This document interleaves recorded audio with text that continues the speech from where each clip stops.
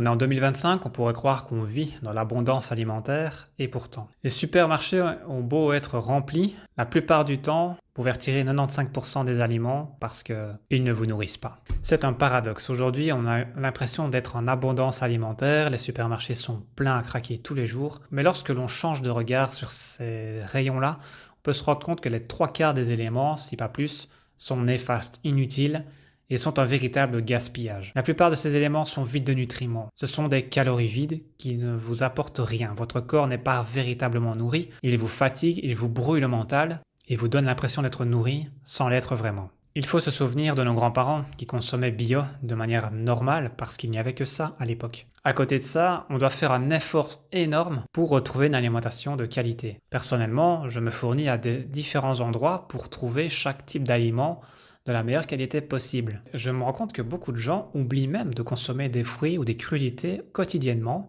de qualité, ce qui fait que on se retrouve de nouveau avec des grosses carences de vitamine C. C'est pourquoi récemment, vous avez pu voir dans les médias un retour du scorbut. Cette maladie est donc causée par une grande carence en vitamine C. C'est un nutriment vraiment essentiel pour notre santé et il ne s'agit pas de prendre de la vitamine C uniquement en hiver quand on a un petit rhume ou un petit mot de gorge. Cette vitamine C, on devrait la prendre tous les jours, plusieurs fois par jour même, selon les périodes et selon l'alimentation. Comme toutes les vitamines et minéraux, les rôles sont multiples, mais la vitamine C agit entre autres dans la formation du collagène, dans le système immunitaire ainsi que dans la cicatrisation, avec le zinc notamment. Alors les personnes les plus à risque ici, c'est vraiment les personnes en situation précaire, évidemment, qui n'ont pas les moyens de manger sainement ou qui n'ont pas tout simplement la connaissance de ces choses-là. Les personnes aussi qui suivent des régimes restrictifs, mal équilibrés, en évitant une certaine catégorie d'aliments, comme les régimes ultra low carb, qui mettent de côté tous les légumes par exemple, ou encore des personnes qui ont simplement des troubles digestifs ou autres maladies qui vont réduire l'absorption des nutriments. Alors quelles sont les conséquences du scorbut? Fatigue, faiblesse musculaire, saignement des gencives, perte de dents, apparition des bleus spontanés. Il peut y avoir aussi un retard de cicatrisation, des douleurs articulaires ou musculaires, et dans les pires cas, une anémie sévère, des infections voire décès. Alors comme toujours, on va miser sur la prévention, n'est-ce pas? Au niveau alimentation, qu'est-ce que vous pouvez faire? Apporter au quotidien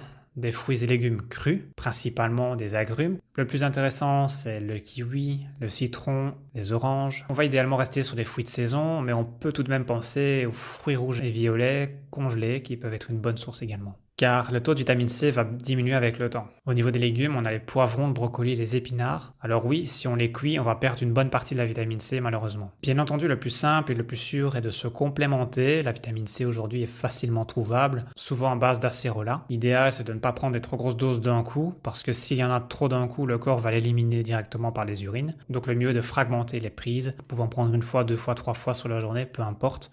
Mais en tous les cas, c'est mieux de les diviser. Généralement, on peut franchement y aller entre 500 et 1000 mg par jour selon les cas, les situations et les besoins. Cela dit, une complémentation ne doit pas éliminer l'apport alimentaire car un aliment entier avec sa matrice naturelle aura toujours plus de bénéfices qu'un simple complément isolé. Et donc si vous ne savez pas trop où vous en êtes dans votre alimentation, si vous ne savez pas si vos apports répondent à vos besoins, n'hésitez pas à consulter, ça peut toujours être intéressant pour faire le bilan une bonne fois afin de repartir sur des bonnes bases.